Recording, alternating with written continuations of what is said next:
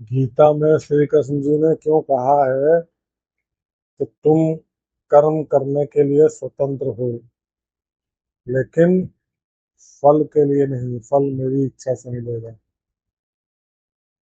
तो उसी संदर्भ में आज बताता हूँ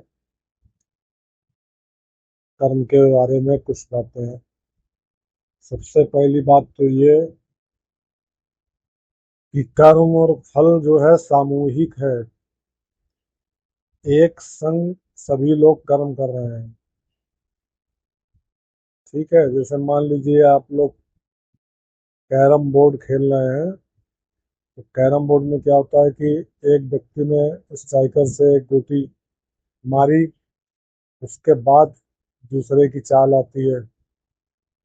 दूसरे ने गोटियों की पोजीशन देखी, फिर एक स्ट्राइकर से गोटियों को मारा। फिर तीसरे की चाल आती है, फिर चौथे की, ऐसे क्रम से चलता है एक के बाद एक।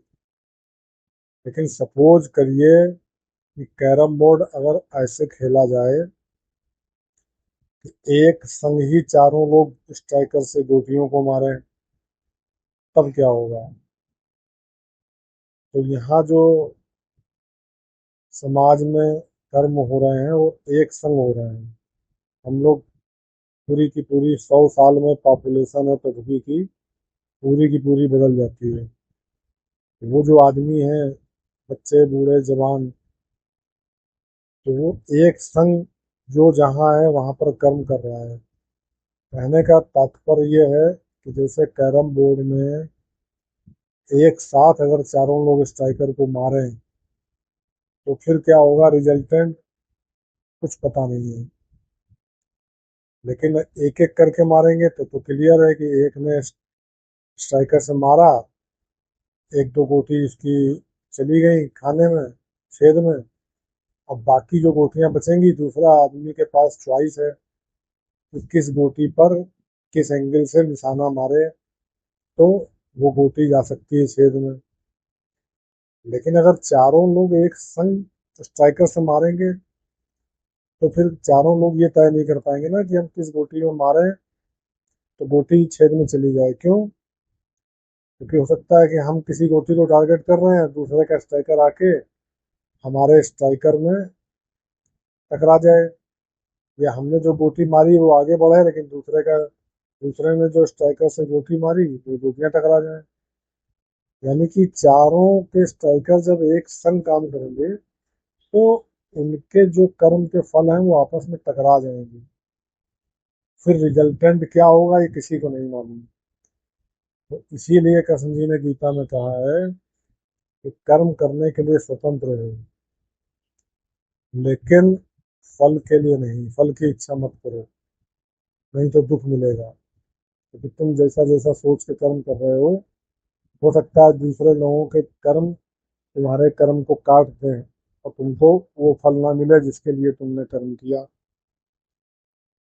उदाहरण के लिए कि बच्चे लोग पढ़ लिख के वर्ल्ड ट्रेड सेंटर में गए थे नौकरी करने के लिए।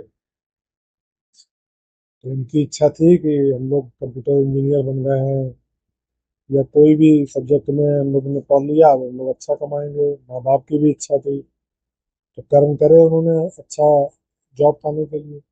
लेकिन जब वर्ल्ड ट्रेड सेंटर में गए, उसी समय जब वो लोग पढ़ाई कर रहे थे तो एक आतंकवादी लादेन वो ये कर्म कर रहा था कि ये वर्ल्ड ट्रेड सेंटर को उड़ाना है।